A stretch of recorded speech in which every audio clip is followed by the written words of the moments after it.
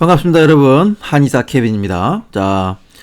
이번에 구조의학에 이어서 식이의학 강의를 하려고 해요. 먹는 것도 의학이 될 수가 있습니다. 식이의학, 먹어서 건강해지는 법에 대해서 강의를 해보도록 할게요. 이 강의는 아마 100강이 훨씬 넘어갈 겁니다. 그리고 여러분들 좋아하시는 먹는 거 위주로 이제 설명을 할 거기 때문에, 무엇을 먹으면 좋고, 무엇을 먹으면 좋지 않은가, 이런 것뿐만 아니라, 여러분들 365일, 음식 정만하고 반찬 준비하는 거 힘드시죠? 그런 부분까지도 제가 전부 터치를 해볼 것이고, 일반적으로 우리가 보통 건강하신 분들 위주로 드실 음식도 있지만, 또 몸이 아프시고 당뇨라든가 암이 있거나 고지혈증이 있는 분들, 또 지방간 있는 분들도 많죠. 이런 분들을 위한 식단을 또 따라 한번 만들어 볼게요. 그래서 정말 모든 분들에게 적용이 될 수 있는 그런 식이의학 강의를 한번 해보도록 할게요. 아이들 간식까지도 이렇게 할 수 있는 방법을 조금 설명을 드리고자 합니다. 그래서 식이의학 강의는 지난 3년간 제가 했던 구조의학 강의에 연결선상에 있고, 구조의학만큼 식이의학이 또 중요합니다. 그러나 언제나 제일 중요한 것은 구조입니다. 구조에 의해서 또 식이의학이 일부 작용을 하는 거예요. 그래서 먹는 것으로도 고칠 수 없는 것은 약으로도 고칠 수 없다 그랬는데, 사실 그 말은 반절만 맞는 얘기입니다. 먹는 걸로 절대 모든 병을 다 고칠 수가 없어요. 우리 몸이 다 아프잖아요. 허리 디스크에 좋은 음식, 이런 얘기 들어본 적 있습니까? 테니스 엘보에 좋은 음식 들어본 적 있습니까? 많지 않죠. 있을 수 있지만 테니스 엘보로만 가는 그런 좋은 음식은 없습니다. 그래서 사실 몸 전체를 바꿔야 되는 거예요. 자, 그래서 여러분들 보면 요즘에 이제 야채라든가 과일 먹는 거 되게 크게 한번 유행을 또 하고 있죠. 그런데 거기에 또 잘못된 정보가 많고 허상이 또 많습니다. 그래서 오늘 그 부분에 대해서 먼저 설명을 드리고, 그 다음에 식이의학에 대해서 자세히 들어가는 게 맞다고 생각을 합니다. 그래서 여러분들 식이의학 강의는 제가 번호를 붙여서 식이의학 강의 1번, 2번 이런 식으로 해서 강의를 할 거니까 쭉 영상을 찾아가지고 정주행 하시면 정말 큰 도움이 되실 거예요. 그래서 오늘 강의는 뭐냐? 식이의학 강의 1강인데요. 1편인데요. 우리가 육식 위주로 먹어야 되느냐, 초식 위주로 먹어야 되느냐, 아니면 잡식을 해야 되느냐, 인류의 기원을 통해서 한번 알아보고자 합니다. 우리가 양배추가 좋고 사과가 좋고, 그죠? 이렇게 당근이 좋고 베타카로틴이 좋고 이런 얘기를 하는 거에 앞서서, 우리 사람이라는 것은 어떤 정체가 무엇인가, 어떤 걸 먹도록 만들어졌는가, 이걸 먼저 좀 알아봐야 돼요. 그런데 이제 보통 야채 과일식 할 때 수천 년간 우리 조상들이 먹고 지내왔기 때문에 이미 검증이 된 것이다, 이렇게 얘기를 하거든요. 여러분, 그 부분도 인류의 기원을 살펴보다 보면 여러분들 어떤 얘기가 더 맞는 것인지 이제 여러분들이 스스로 판단할 수 있게 됩니다. 그래서 오늘 인류의 기원에 대해서 알아보면서 정말 식이의학, 우리 인간의 어떤 DNA가 어떤 것으로 이루어져 있고, 우리 인간의 DNA에 녹아있는 좋은 음식이 고기인지 야채인지 과일인지 아니면 잡식인지, 이 부분을 한번 꼭 좀 점검을 해봐야 될 것 같습니다. 자, 여러분들 야채 위주로 드시는 비건들의 주장도 일리가 있습니다만은, 여러분 나무를 보지 말고 숲도 꼭 좀 보셔야 됩니다. 그래서 우리 인류는 애초부터 아주 오랜 기간 육식을 하던 사람들이라는 것을 꼭 기억하셔야 되고요. 채식으로 충분하다, 육식은 몸에 나쁘다고 얘기하면 절대 안 됩니다. 이런 결론을 내고 한번 다음 내용을 보도록 하겠습니다. 자, 여러분, 최초의 인류 출현은요 무려 300만 년 전입니다. 성경책에는 이 우주가 만들어진 지가 6,000년 됐다고 하는데, 이제 의학적인 내용을 보고 우주의 크기를 보면 이게 6,000년 만에 됐다고 하는 건 저는 사실 좀 동감하기가 쉽지 않은데, 어쨌든 기독교 분들도 볼 수 있기 때문에 그런 걸 감안하더라도 이건 과학적인 내용이니까 한번 보자고요. 자, 오스트랄로피테쿠스 학교 다닐 때 많이 외웠죠. 어려운 이름인데도 입에 잘 붙습니다. 이분들 보면 우리 조상은 300만 년 전에서 150만 년 전에, 그러니까 직립보행을 하고 하는 사람들은 에렉투스라고, 호모 에렉투스라고 하는데요. 자, 호스트랄로피테쿠스는 두 발로 서서 걸어다녔다는 특징을 가지고 있다. 그래서 직립보행을 한 최초의 인류로 인정하는 것이죠. 여러분, 100년도 길죠. 살아보시니까. 1000년은 더 깁니다. 10,000년 더 무지하게 긴데, 여러분 300만 년 상상이 가능하십니까? 이렇게 오스트랄로피테쿠스는 아프리카 대륙에 있었고요. 비슷한 사람들이 베이징인 이런 사람들, 뭐 네안데르탈린 들어보셨죠? 이런 사람들이 최초로 출현해서 아무런 문자도 없고 정말 동물의 울음처럼 대화를 했겠죠. 이런 분들이 300만 년 전부터 출현해서 살고 있었습니다. 그래서 자, 이런 분들 벽화에 보면, 고대의 벽화에 보면은 이렇게 동물들을 창으로 찌르고 활로 쏘고 하는 장면들이 많이 나와 있습니다. 여러분, 우리가 무인도에 현재 지금 살다가 어디 크루즈선을 타고 갔는데 그것이 난파가 돼가지고 무인도에 이렇게 남겨졌어요. 그러면 우리는 바로 벼농사를 시작하고 야채를 키우려고 노력을 할까요? 아니면 이렇게 수렵을 하고 동물을 잡기 위해서 노력을 할까요? 그쵸? 더구나 지적 능력이 떨어지고 도구가 발달하지 않은 이런 고대인들이, 그죠? 분명히 주변에 있는 이런 동물을 잡기 위해서 살아갈 거예요. 우리가 이제 옛날에 TV 같은 거, 다큐멘터리 같은 거 보면은 지금도 밀림 속에 살면서 아주 오지에 살면서 이렇게 야채를 먹는 게 아니라 동물들을 이렇게 잡기 위해서 하루 종일 남자들은 며칠씩 길을 떠나고 그런 것들 많이 보셨죠? 그러니까 우리가 이 300만 년 전에는요, 우리가 벼농사를 하거나 배추를 심거나 하지 않고 거의 다 이렇게 수렵과 사냥을 해서 먹었던 시기라는 겁니다. 당연히 우리가 먹었던 주 재료는 뭐다? 고기였다. 그때는 가축을 기를 수도 없었기 때문에 당연히 우유라든가 사냥류를 먹지도 않았겠죠. 300만 년 전 얘기입니다. 그죠?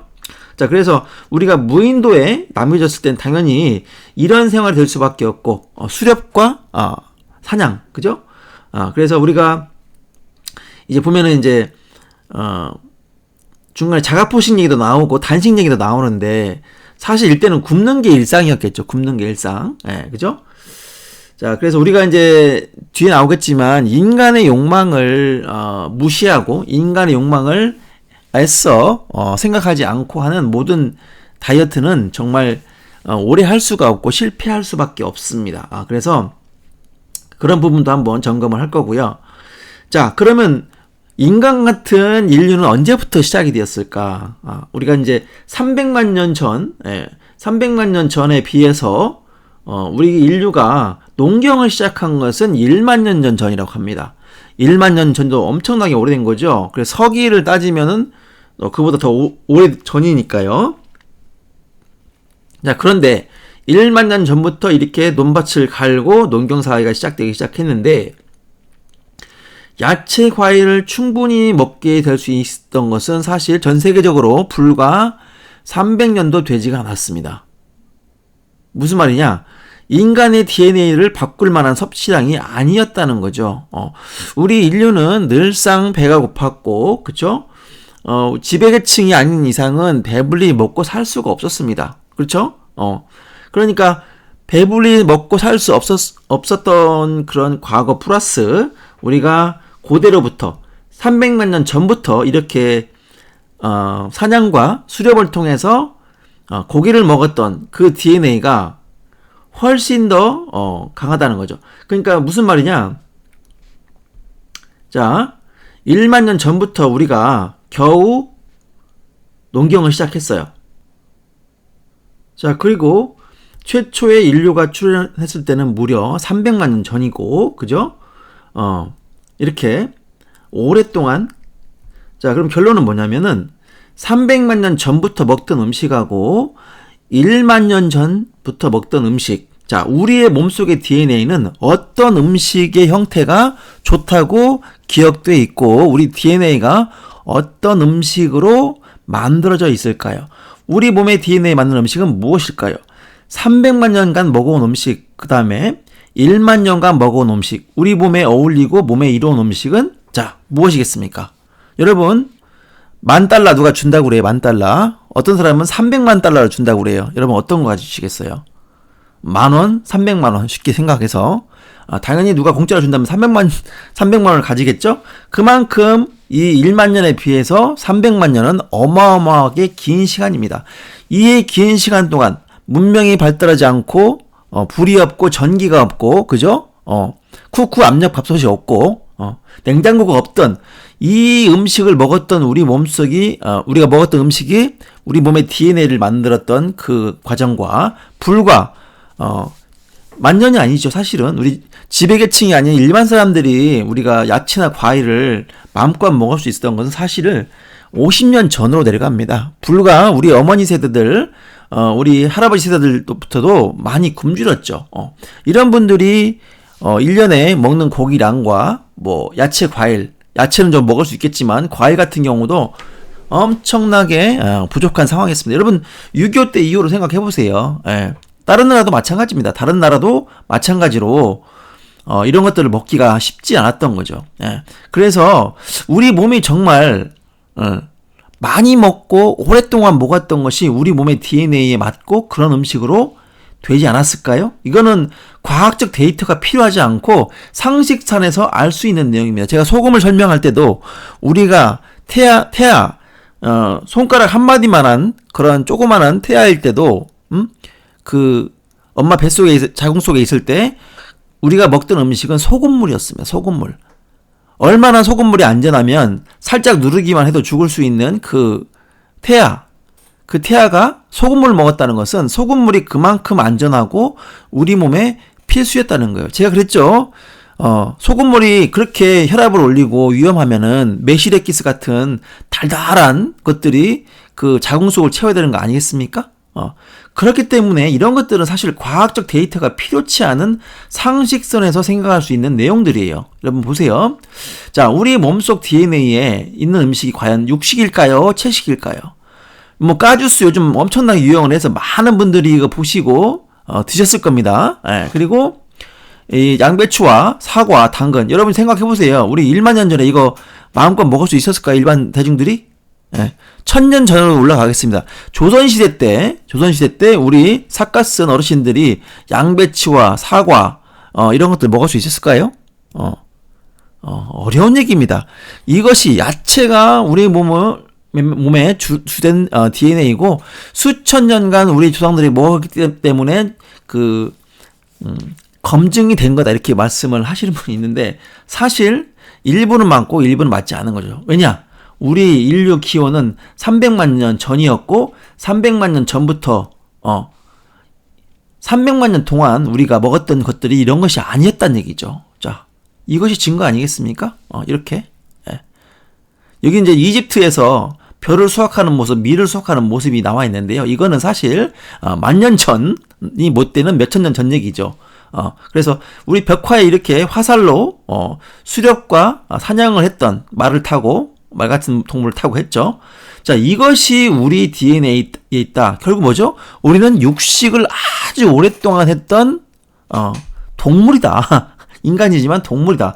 이 부분을 잊으면 안 됩니다. 그래서 여러분들 300년간 먹어온 우리 가진 DNA는 분명히 그 속에 육식이 많이 있을 것이다.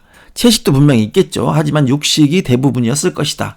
1만 년간 먹어온 우리 DNA 합치면 결국 우리는 잡식성이다. 골고루 먹어야 된다. 자, 골고루 먹되 개인의 체질에 따라서 가족력에 따라서 내가 가진 질병에 따라서 음식을 때로는 편벽되게 먹는 것이 어떤 가족력이 있거나 어떤 질병을 가진 분한테는 그게 옳은 식사가 될 수 있어요. 이런 분들한테 무조건 골고루 먹으라 하는 것도 병입니다. 먹는 것, 식이로서 의학의 수준에 이르려면 음식을 편벽되게 먹는 법도 알아야 됩니다. 제가 그런 것들을 말씀드리는 거예요.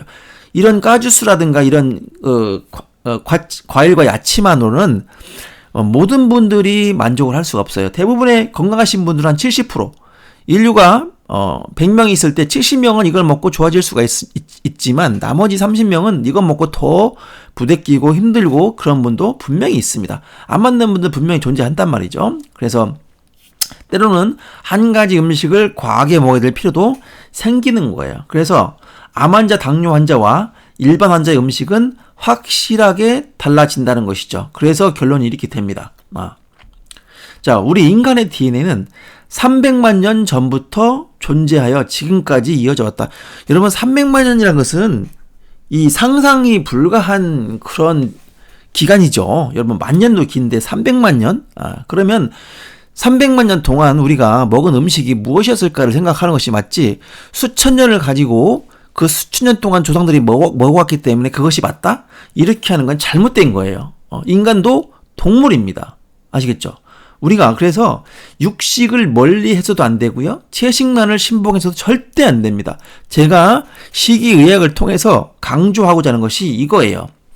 자, 카니보어라고 해서 드시는 분이 있고, 황제 다이어트도 하시는 분도 있고, 간헐적 단식 이런 거 하시는 분도 있죠. 간헐적 단식. 그 다음에 자, 그 채식 위주로 하시는 분도 있는데요. 채식을 하면 많은 장점이 있습니다. 야채식, 과일식 하면 많은 장점이 있어요. 저도 이미 그걸 많이 해봤고요. 환자분들한테도 지도를 여러 번 많이 했었죠. 그런데 거기도 단점이 분명히 존재하고 허점이 있습니다. 그런 것들을 여러분들이 꼭 아시고 실행하시기를 바라는데, 그거를 이제 식이의학을 통해서 좀 더 디테일하고 상세하게 설명을 해 드릴 거예요. 자, 채식을 새끼를 밥만 먹다가 채식을 하고 과일식을 했을 때 좋아지는 이유가 이 채식과 과일의 힘이라고만 생각하시는 분들이 있을 겁니다. 그거 잘못된 겁니다. 채식과 과일식을 해서도 그러니까 그것이 성분이 좋고 베타카로틴 있고 비타민 미네랄이 많고 식이섬유가 많기 때문에 좋다고만 생각하시면 절대 안 돼요. 새끼 식사를 하던 것을 멈추었고 밥을 먹지 않았기 때문이라는 것도 여러분 아셔야 돼요. 이제 그런 것들은 호르몬 부분과 관련이 많이 되죠. 그리고 이제 세포 부분을 언급하면서 얘기를 해야 됩니다. 그래서 사실 우리나라 음식을 먹으면서 외국 사람들은 엄청나게 한국 사람들은 건강식을 먹고 있다고 얘기를 해요. 왜냐면 자기들은 패스트푸드를 많이 먹고, 그죠? 안 좋은 고기를 많이 먹기 때문이라고 얘기를 하는데, 항상 해외 인사들이 우리 한국의 김밥이라든가 비빔밥을 보면서 또 한국식 식단을 보면서 야채가 이렇게 많고 고기는 별로 없고 너무 건강해 보인다 하는데, 우리는 암, 당뇨, 고지혈증, 그죠? 지방간으로 엄청나게 많은 환자가 있고, 지금도 3명 중에 1명이 암으로 죽고 심장병으로 죽고 뇌질환으로 죽고 있습니다. 절대 이 밥이 건강한 식단이 아니란 거, 한식이 건강한 식단이 아니란 것을 여러분들 아셔야 돼요. 머릿속에 지우셔야 됩니다. 한식은 절대 건강한 사람을 만들지 못해요. 환자를 만들고 100살을 제대로 살지 못하게 하고 100살 이전에 몸이 아파서 죽을 수밖에 없고 고생할 수밖에 없는 그런 식단이라는 걸 아셔야 됩니다. 한식이 위험한 식단입니다. 밥이 매우 위험한 음식이에요. 그 논리를 제가 정말 정확한 논거를 가지고 설명을 드릴 거예요. 그러니까 한국 사람들도 그렇게 암 환자 지금 넘쳐나지 않습니까? 그죠? 자, 그래서 여러분들 병증이 있을 때는 그에 맞는 음식을 먹거나 단식을 하거나 1일 2식을 하거나 간헐적 단식을 하면서 시의적절하게 본인에 맞는 다이어트를 방식을 찾아내야 합니다. 그걸 제가 도와드릴 거예요. 인간의 욕구를 외면하는 다이어트 방식은 반드시 실패하게 됩니다. 여러분들 야채 과일식 하고 이런 뭐 까주스라든가 이런 거 먹어도요, 여러분 요거 1년 내내 먹을 수 없습니다. 이거 먹는 분들은요, 1년 내내 먹을 수 있는 분은 평소에 가계부를 꼼꼼히 쓰고 차계부를 쓰면서 뭐 중요한 거 나면 막 적어서 하시는 분들 있죠. 그런 성격을 가지신 분 아니면 힘들고, 더구나 집에서 사모님이 있거나 엄마가 있어서 이걸 매번 챙겨주는 그런 분이 아니면 못합니다. 그리고 우리가 외부에서 생활을 하고 사회활동을 해야 되기 때문에 이거를 하기가 쉽지 않아요. 그리고 여러분들 일반식에 대한 욕구가 너무 커지기 때문에 사실 중간에 그만두게 돼요. 그것이 실패는 물론 아닙니다. 실패는 당연히 아니에요.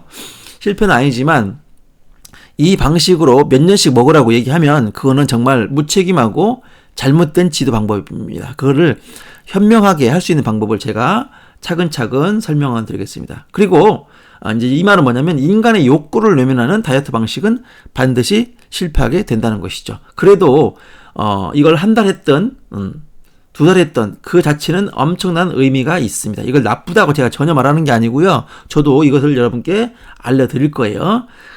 그리고 때로는 건강보조식품이라든가 건강기능식품 또는 약도 반드시 필요합니다. 이것을 죽은 음식이라고 하고 쓸데없는 이 과장이라고 하시면 절대 안 돼요.